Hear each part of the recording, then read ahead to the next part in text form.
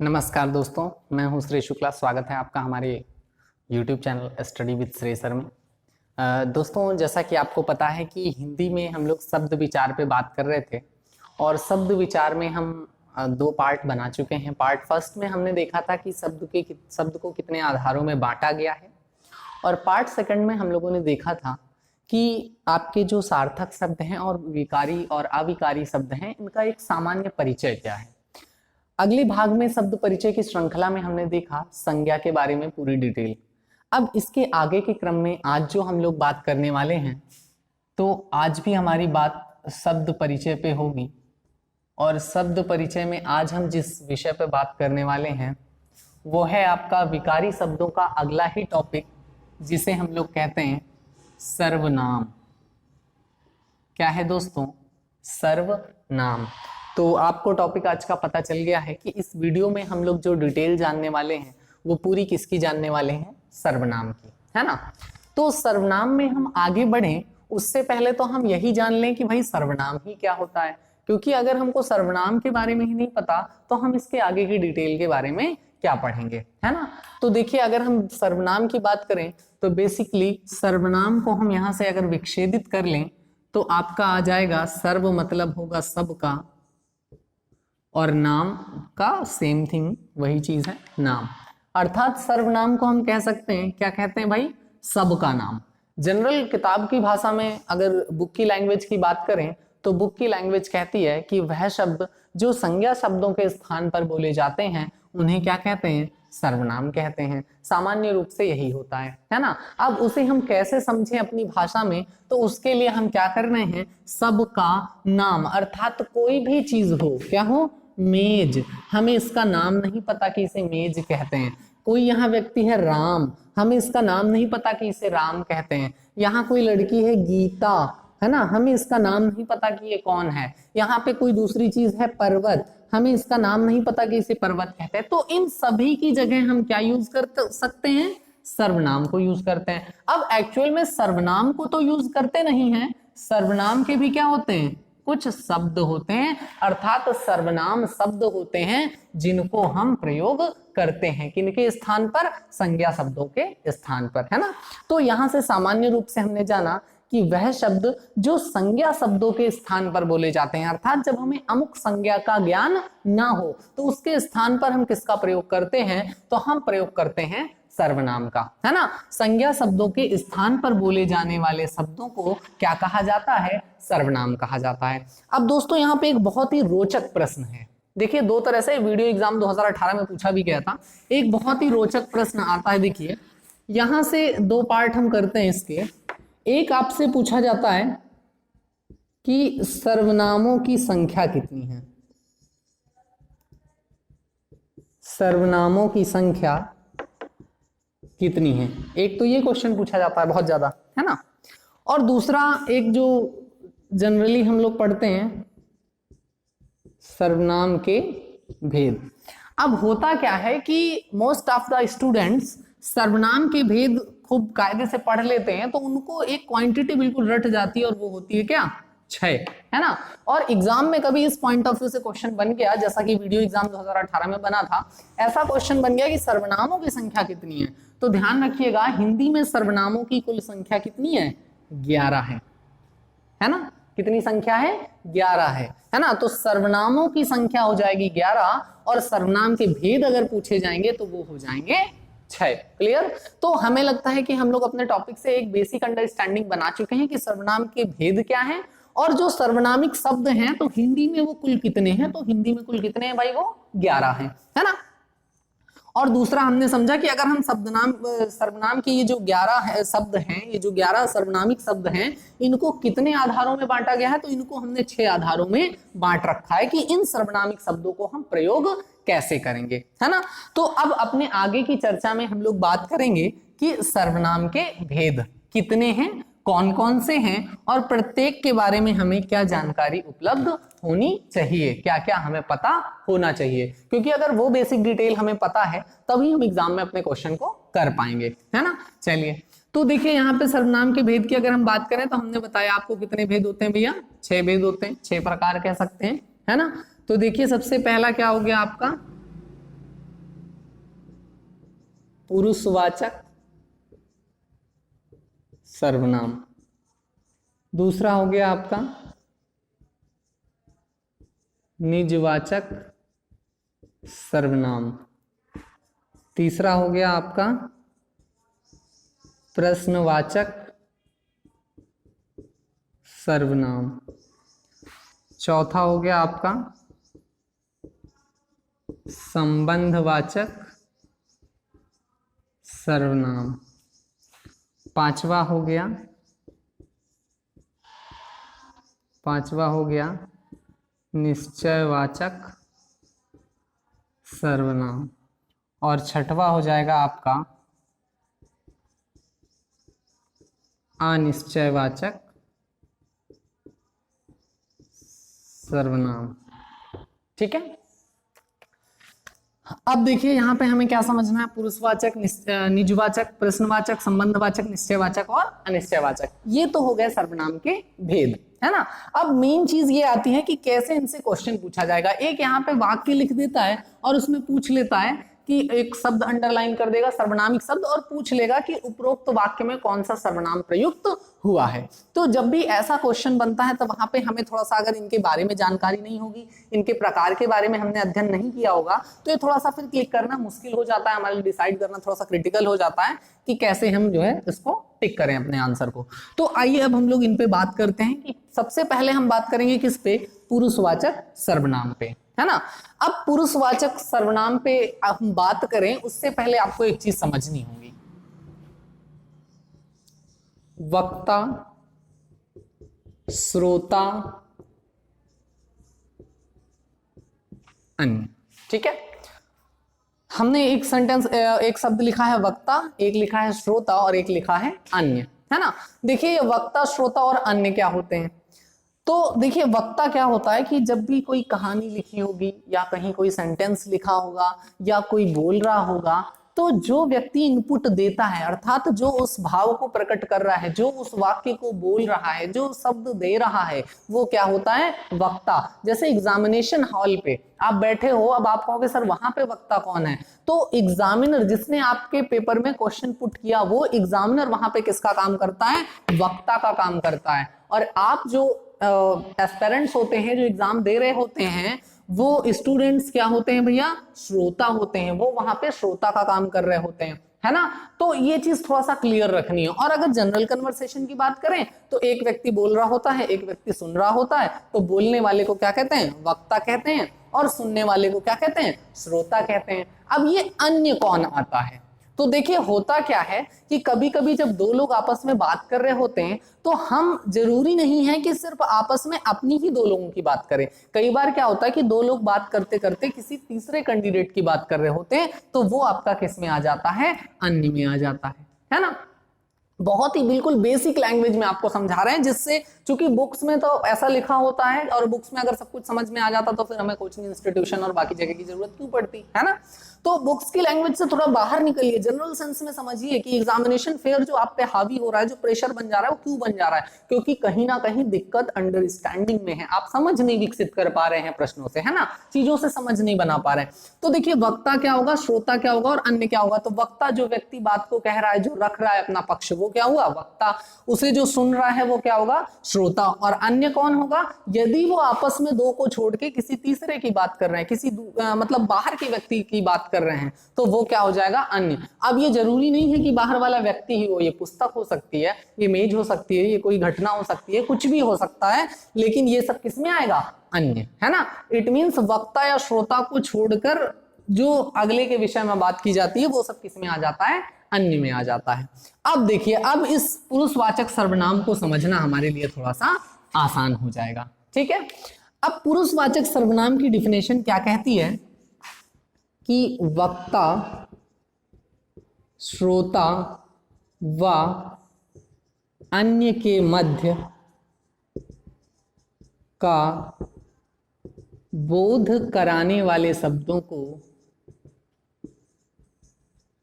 बोध कराने वाले शब्दों को पुरुषवाचक सर्वनाम कहते हैं, है ना। वक्ता, श्रोता व अन्य के मध्य का जो बोध कराते हैं उन्हें हम क्या कहते हैं, उन्हें कहते हैं पुरुषवाचक सर्वनाम। ठीक है, आशा करते हैं यहाँ तक की बात आपको समझ में आई होगी, और आप चाहें तो बहुत अच्छे नोट्स भी प्रिपेयर कर सकते हैं। हम आपको बुक की लैंग्वेज और जनरल लैंग्वेज दोनों बताएंगे, जो आपको सही लगे आप उसे अपना नोट डाउन कर सकते हैं, या अगर आप मेंटल अपने स्टेबिलिटी में चाहते हैं कि उसको रख लें तो अच्छी बात है, आप वहां रखिए, है ना। चलिए, तो यहाँ पे हमने देखा कि वक्ता, श्रोता व अन्य के मध्य का जो बोध कराने वाले शब्द होते हैं, उन शब्दों को क्या कहा जाता है, पुरुषवाचक सर्वनाम कहा जाता है ना। तो जरा देखते हैं कि ये वक्ता, श्रोता व अन्य के मध्य का बोध कराता कौन है ना। सपोज देखिए, यहाँ पे एक व्यक्ति है और इसका नाम क्या है, राम, और यहाँ पे एक व्यक्ति है, इसका नाम क्या है, श्याम, है ना।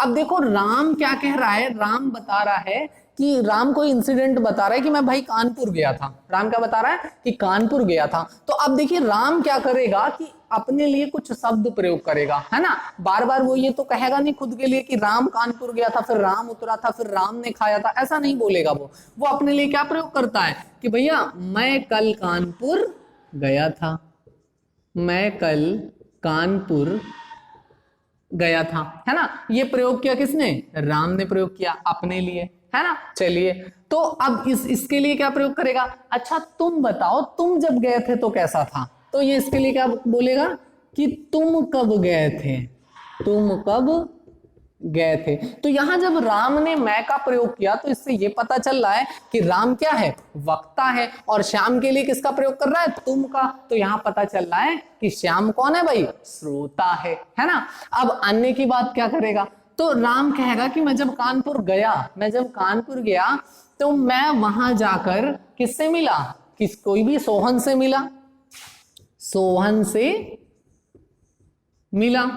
अब सोहन से मिलने का वृतांत वो लिखेगा या बताएगा श्याम को, तो बार बार सोहन सोहन तो नहीं करेगा कि मैं सोहन से मिला, फिर मैंने सोहन से बात की, सोहन बहुत इंटेलिजेंट लड़का और सोहन तो बहुत अच्छे कपड़े पहन के आया था, बार बार सोहन नहीं लगाएगा ना।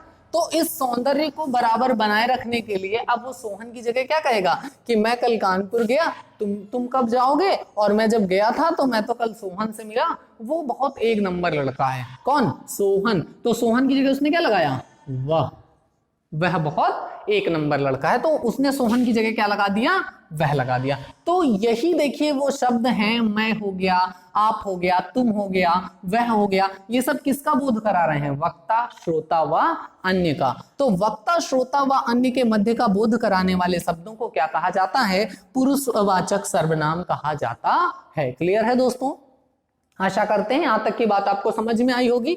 अब देखिए इस पुरुषवाचक सर्वनाम को भी क्या किया गया है, कैटेगराइज कर दिया गया है ना। इसके भी अलग अलग भाग बना दिए गए हैं।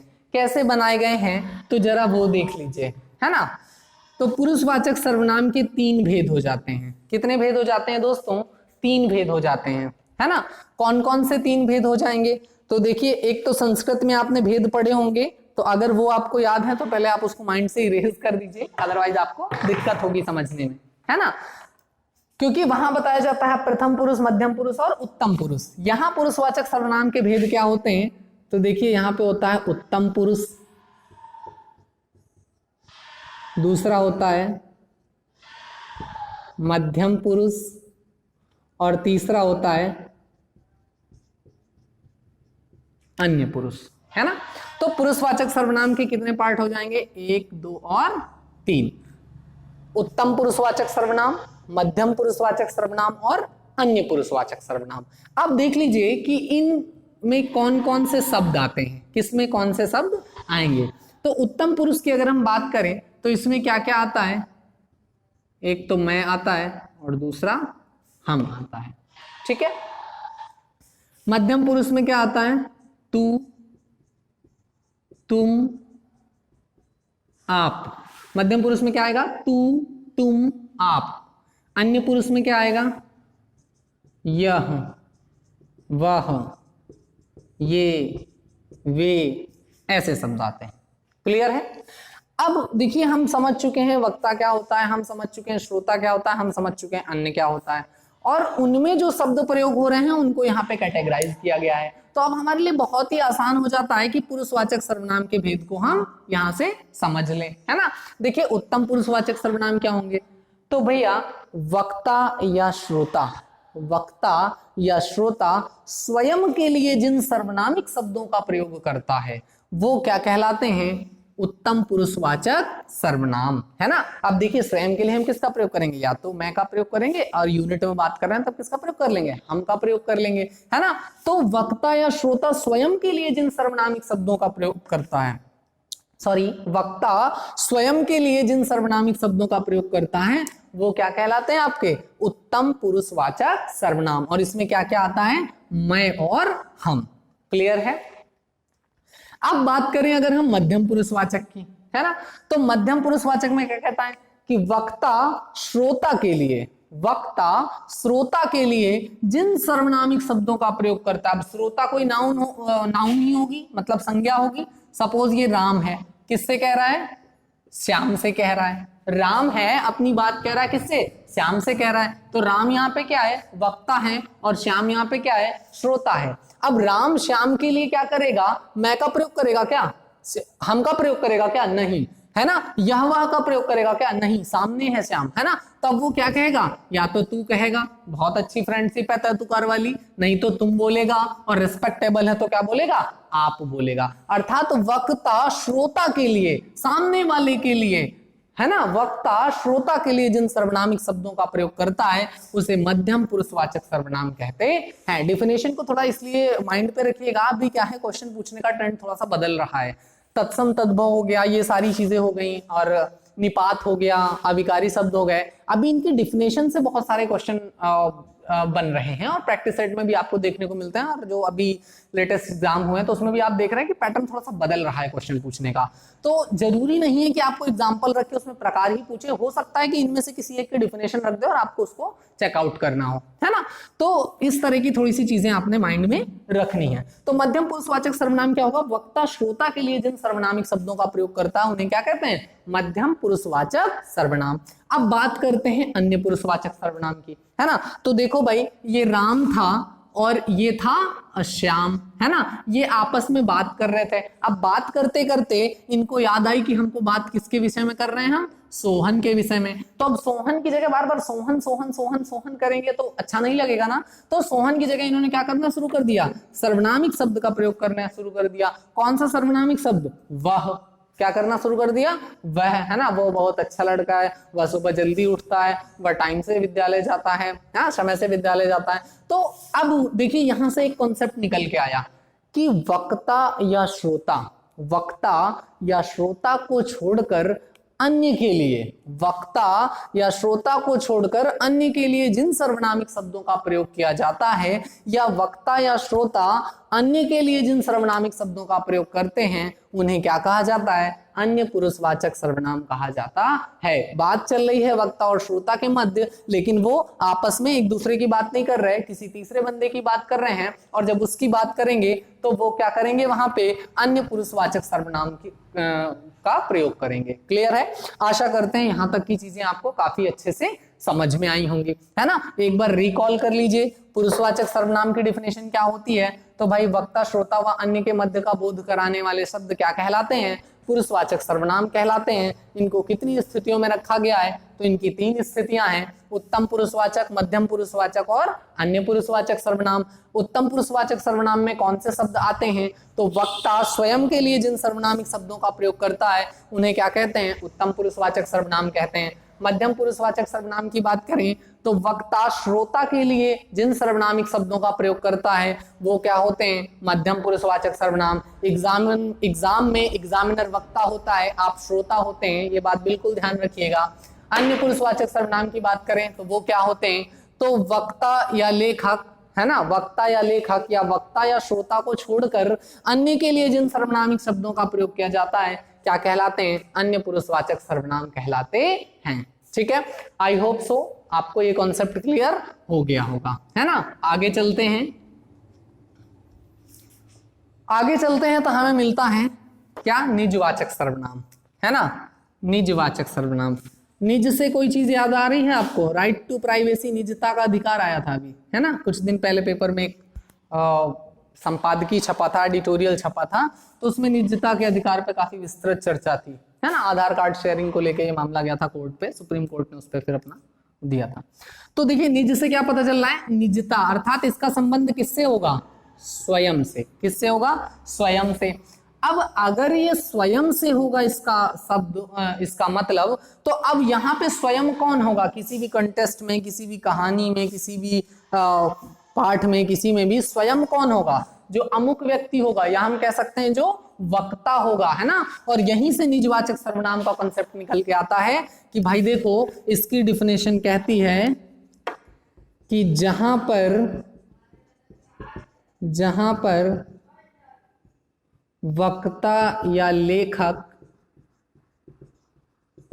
स्वयं के लिए आप या अपने आप शब्द का प्रयोग करते हैं वहां निजवाचक सर्वनाम होता है ना।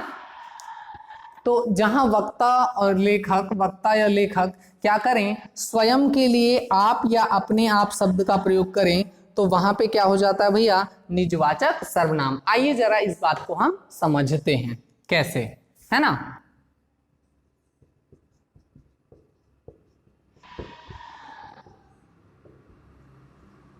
मां तुम सो जाओ, मैं अपने आप खाना खा लूंगा। मां तुम सो जाओ, मैं अपने आप खाना खा लूंगा। तो देखिए जरा यहां पे जो अपने आप लगाया है, किसने लगाया है, मां ने नहीं लगाया है। किसने लगाया है, इसके बेटे ने लगाया है, मतलब इसका बेटा सेंटेंस बोल रहा है। क्या बोल रहा है, अब बेटा कौन है, वक्ता है। और वक्ता क्या कह रहा है, मां तुम सो जाओ। यहां जो तुम लगा किसके लिए लगा, मां के लिए लगा, मतलब श्रोता के लिए लगा। तो ये तो मध्यम पुरुषवाचक सर्वनाम हो गया, बिल्कुल कोई डाउट नहीं है, ध्यान रखिएगा। लेकिन जब उसने कहा मां तुम सो जाओ, मैं अपने आप, ये अपने आप किसके लिए लगाया, उसने स्वयं के लिए लगाया, अर्थात वक्ता स्वयं के लिए जहां आप या अपने आप शब्द का प्रयोग करता है, वहां पे क्या होता है, निजवाचक सर्वनाम होता है। अर्थात मध्यम पुरुषवाचक सर्वनाम का प्रयोग जब वक्ता निजी रूप से करे, तो वहां पे क्या हो जाता है, निजवाचक सर्वनाम हो जाता है। चूंकि आपने पढ़ा है आप किस में आता है, तो ये मध्यम पुरुषवाचक सर्वनाम में आता है। लेकिन कहीं पर यदि वक्ता स्वयं के लिए आपका प्रयोग कर ले, मैं तो आप ही उठता हूं, मैं तो आप ही जाता हूं, मैं अपने आप खा लूंगा, मैं अपने आप कार्य कर लूंगा, तो ऐसी स्थिति में क्या हो जाएगा, तो बिल्कुल क्लियर रखिएगा, ये क्या हो जाता है, निजवाचक सर्वनाम। आशा करते हैं एक एक चीज आपको बहुत अच्छे से क्लियर हो रही होगी। इसके बाद भी अगर कोई कंफ्यूजन है तो आप कमेंट बॉक्स में जरूर लिखिएगा अपना एग्जांपल, या जहां भी आपको दिक्कत हो रही है हम कोशिश करेंगे कि अगले वीडियो में उस पर चर्चा जरूर करें, है ना, अगर आपका क्वेश्चन जेन्युइन है तो, है ना। चलिए, तो जहां पर वक्ता या लेखक क्या करता है, स्वयं के लिए आप या अपने आप शब्द का प्रयोग करता है, वहां पे क्या होता है, निजवाचक सर्वनाम होता है ना। अब देखिए आगे के सर्वनाम में बहुत ज्यादा दिक्कत नहीं होने वाली। निश्चय निश्चय में इतना अच्छा कॉन्सेप्ट आज बताने वाला हूं कि शायद ही किसी किताब में, शायद ही किसी यूट्यूब वीडियो में आपने देखा होगा। आज के बाद कभी भी आपको ये कंफ्यूजन नहीं होगा कि निश्चयवाचक सर्वनाम और सर्वनामिक विशेषण में क्या अंतर होता है ना। ये कंफ्यूजन कभी नहीं होगा, क्योंकि दोनों के उदाहरण सेम टू सेम होते हैं और बच्चे को लगता है यहाँ पे निश्चयवाचक सर्वनाम है और यहाँ पे सर्वनामिक विशेषण है, हाउ इट इज पॉसिबल, क्योंकि एक्चुअल कॉन्सेप्ट की जानकारी उसको नहीं होती है। तो आज वो सारे डाउट्स आपके क्लियर होंगे, बस बने रहिए वीडियो में हमारे साथ। तो अगला आता है आपका क्या, प्रश्नवाचक सर्वनाम, है ना। तो प्रश्नवाचक सर्वनाम की अगर हम बात करें तो देखिए यहाँ पे इसका बहुत सिंपल सा कॉन्सेप्ट है और हमें नहीं लगता कि बहुत ज्यादा इस पे चर्चा करने की जरूरत होगी, है ना। क्या है प्रश्नवाचक सर्वनाम, तो देखिए इसकी सिंपल सी डिफिनेशन है कि प्रश्न पूछने के लिए, किसके लिए, प्रश्न पूछने के लिए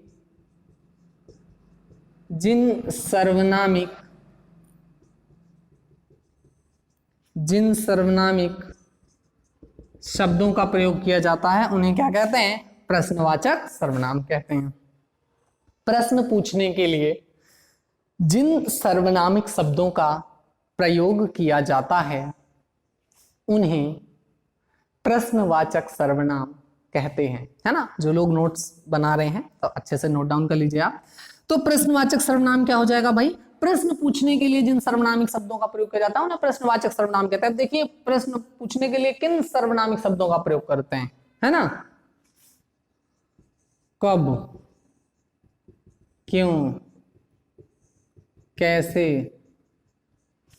कहां, किसने, डैश डैश डैश, बहुत सारे हैं, है ना, क्या, तो ऐसा बहुत सारे शब्द आते हैं। अब सपोज हम यहां पे बोल रहे हैं तुम्हें कहां जाना है, ये एक प्रश्न है। अब हमने बोला हमें आगरा जाना है ना, हमें आगरा जाना है, ताज देखने जाना है, जो भी जाना है ना, हमें क्या करना है, आगरा जाना है। यहां पे एक शब्द प्रयोग हुआ कहां, और इस कहां को ही रिप्लेस किया गया किससे, आगरा से, जो कि क्या थी, एक संज्ञा थी। तो मतलब कॉन्सेप्ट हमारा बराबर है कि संज्ञा शब्दों के स्थान पर बोले जा रहे हैं, बिल्कुल बोले जा रहे हैं। अब चूंकि हमें पता नहीं है इसलिए हम प्रश्न पूछेंगे, हम पूछेंगे कहां जा रहे हैं। तो क्या किया कि प्रश्न पूछने के लिए जिन सर्वनामिक शब्दों का प्रयोग किया जाता है उन्हें क्या कहते हैं, हम प्रश्नवाचक सर्वनाम कहते हैं। तो अब किसी कोई पूछा कि तुम्हारा क्या नाम है, तो अब इट मीन्स वो नाम आपका नहीं जानता, और आप क्या को रिप्लेस करोगे, तो बस क्या की जगह अपना क्या ऐड कर दोगे, उस संज्ञा को ऐड कर दोगे, उस नाम को जोड़ दोगे जो नाम आपका है। अर्थात मेरा नाम श्रेय है, या मेरा नाम श्याम है, राम है, गीता है, जो भी है ना। तो ये चीज आपने थोड़ा सा ध्यान रखनी, बहुत ही सिंपल सा कॉन्सेप्ट है और इस पे बहुत ज्यादा डिस्कशन करने की आवश्यकता नहीं है ना। अब हम आगे के पार्ट पे बात करते हैं। तो अगला जो भाग है वो क्या है हमारा, संबंधवाचक सर्वनाम, है ना। देखिए संबंध होता क्या है, संबंध होता है रिलेटिविटी, अर्थात एक से दूसरे का जुड़ाव, है ना। मतलब एक से कोई दूसरा क्या हो रहा है, कनेक्ट हो रहा है, तो वही आपका क्या हो जाएगा, संबंध हो जाएगा, है ना। इसकी कुछ खास दशाएं हैं, ध्यान रखिएगा, इसकी कुछ खास दशाएं कि जो संबंधवाचक सर्वनाम के शब्द होते हैं ये क्या है, हमेशा बहुतायत मात्रा में जोड़े में प्रयुक्त होते हैं। कैसे, तो देखो, जैसी, वैसी, जो, सो, जिसकी, उसकी, है ना, ऐसी, तैसी, है ना। बहुत ही पॉपुलर सेंटेंस है, तुम्हारी ऐसी की तैसी, है ना। तो अब कोई आपसे पूछ लेगा कि तुम्हारी ऐसी की तैसी, इसमें कौन सा सर्वनाम का प्रयोग हुआ है, तो कौन सा सर्वनाम का प्रयोग हुआ है भैया, संबंधवाचक सर्वनाम, है ना। अब देखिए जरा इसका कॉन्सेप्ट क्या है सॉरी।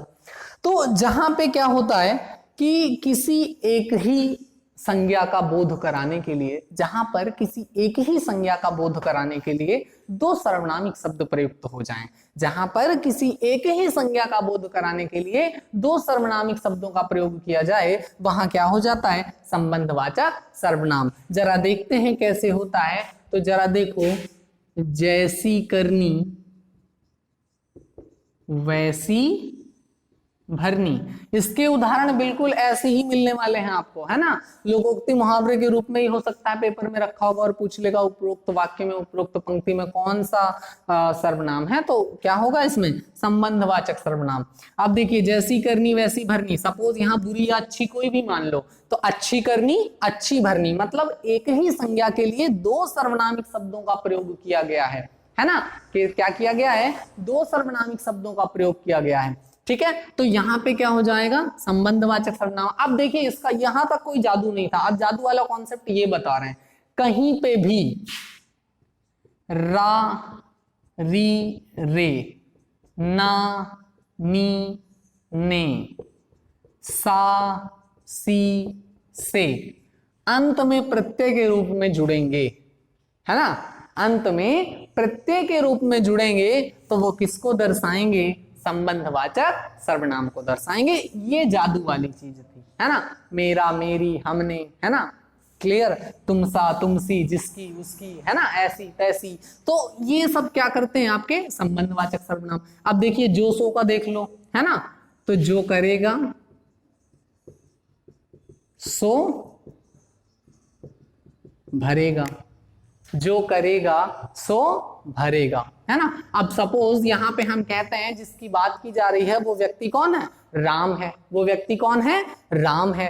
तो जो करेगा मतलब कौन करेगा, राम करेगा। सो भरेगा, कौन भरेगा, मतलब राम ही भरेगा। तो एक ही संज्ञा के लिए हमने क्या किया, दो रिलेटिव सर्वनाम, दो संबंधित सर्वनामों का प्रयोग किया, जो और सो। तो ये किस में आते हैं, आपके संबंधवाचक सर्वनाम में आते हैं। किस में आते हैं, संबंधवाचक सर्वनाम में।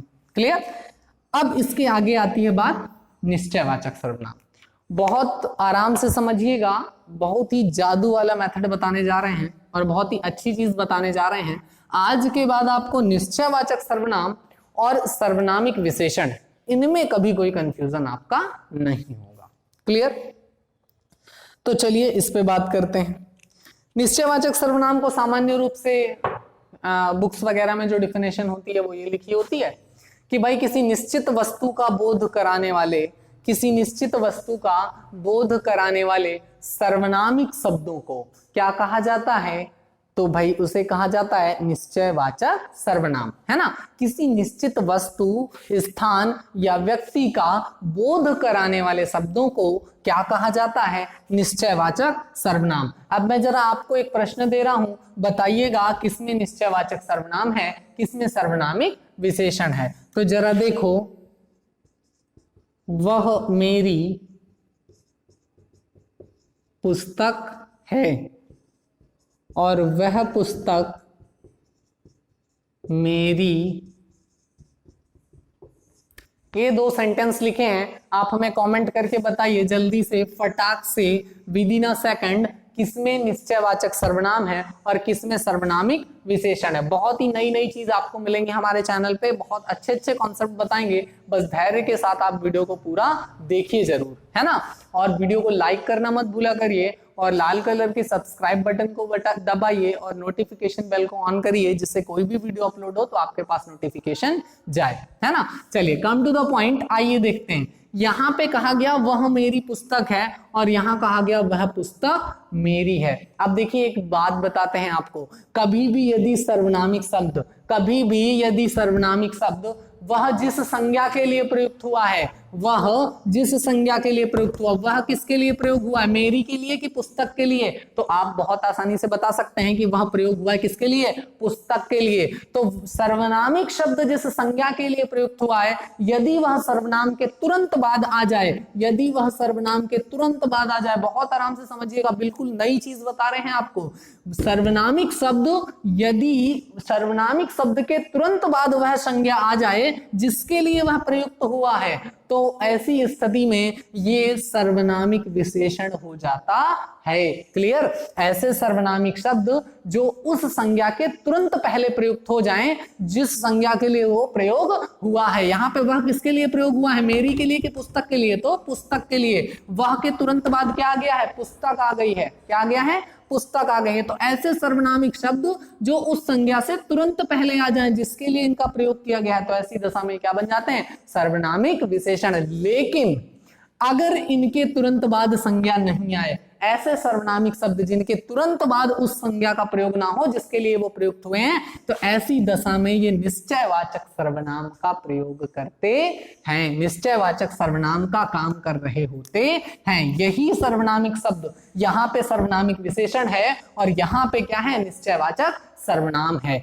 तो देखिए बहुत ही अच्छी चीज निकल के आई है, बहुत ही अच्छा कॉन्सेप्ट निकल के आया है। ध्यान रखिएगा इसको कि यदि सर्वनाम हो जिसके लिए सर्वनामिक शब्द का प्रयोग किया गया है तो वो हो जाएगा आपका सर्वनामिक विशेषण, और यदि संज्ञा का बाद तुरंत, संज्ञा का प्रयोग तुरंत बाद नहीं हो तो इट मींस ये आपका क्या है, निश्चयवाचक सर्वनाम है। अब एक नहीं 1000 उदाहरण लगा लीजिए दोस्तों, कहीं भी ये कॉन्सेप्ट फेल होने वाला नहीं है। फिर भी अगर कहीं कोई दिक्कत है तो वीडियो के कमेंट बॉक्स में आप अपना प्रश्न लिखिएगा, हम उसका उत्तर देने की कोशिश करेंगे यथासंभव, है ना।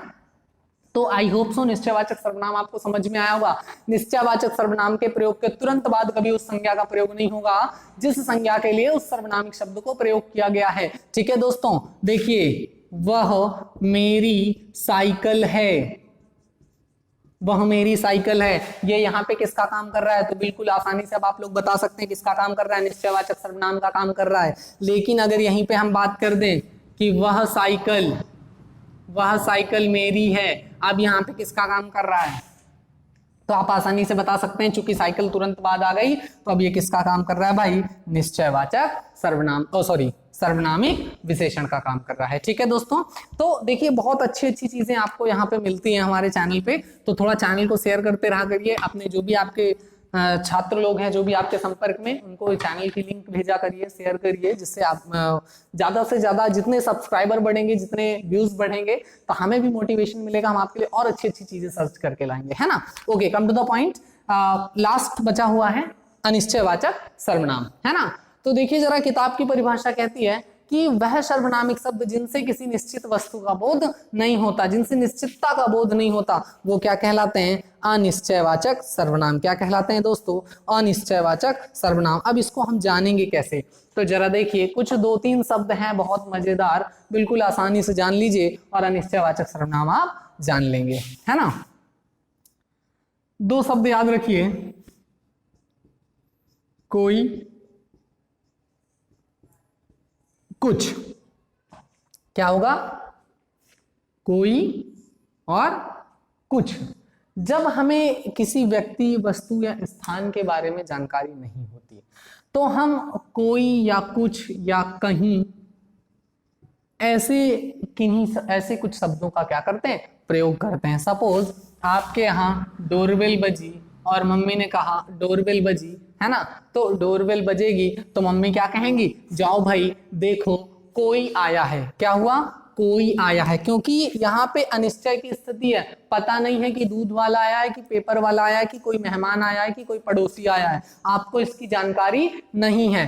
कोई आया है, तो कोई आया है, तो ये किसका बोध कराता है, अनिश्चितता का, मतलब आपको अमुक संज्ञा के बारे में जानकारी नहीं है ना। क्लियर। कई बार हमको ऐसा कंफ्यूजन भी हो जाता है कि लगता है किसी ने डोर नॉक किया, जाते हैं तो वहां पे कोई नहीं होता, है ना, हवा से हो गया होता है या कोई रीजन हो, है ना। इसी प्रकार क्या हुआ कि अभी क्या हुआ, आपका बर्थडे था, आपका फ्रेंड इतना बड़ा गिफ्ट हैम्पर लेके आया, इतना बड़ा, अभी क्या होगा, आपने उसको ओपन नहीं किया है, तो मम्मी पूछ रही हैं कि भाई वो क्या लाया है, तो आप क्या कहेंगे, वह कुछ लाया है, क्योंकि आपको मालूम नहीं है। जब आप ओपन करेंगे तब आपको पता चलेगा, तो आप किसका प्रयोग करते हैं, वह कुछ लाया है। कोई ऐसे पैकेट लेके जा रहा है, आप कयास लगाते हैं, आइडिया लगाते हैं कि उसके अंदर क्या हो सकता है, तब आप उस कंडीशन में क्या करेंगे, वह कुछ लेकर जा रहा है ना।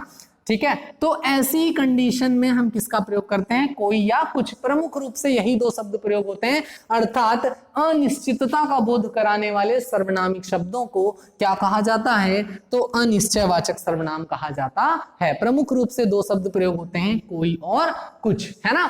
तो देखिए, विकारी शब्द की सीरीज में हमने बात स्टार्ट करी है संज्ञा से। फर्स्ट पार्ट में हमने एक पार्ट संज्ञा का पूरा डिस्कशन किया, ये पार्ट हो गया सर्वनाम का। अगला जो भाग आएगा उसमें हम क्रिया के बारे में पूरी चर्चा करेंगे, और उसका अगला जो पार्ट होगा उस पे हम विशेषण पे बात करेंगे। 1 बाय 1 हम पूरे हिंदी के सिलेबस को कंप्लीट कर रहे हैं, वो चाहे आपका यूपीपी का एग्जाम हो, चाहे यूपीएसआई का एग्जाम हो, चाहे वो आपका लेखपाल का एग्जाम हो, चाहे सुपर टेट हो, सभी एग्जाम्स के लिए आपके लिए ये वीडियो इंपॉर्टेंट होने वाले हैं। ठीक है, आशा करते हैं आपने पूरा वीडियो देखा होगा, और वीडियो आपको अच्छा लगा होगा तो एक बार प्लीज लाइक कर दीजिएगा। Okay, thank you.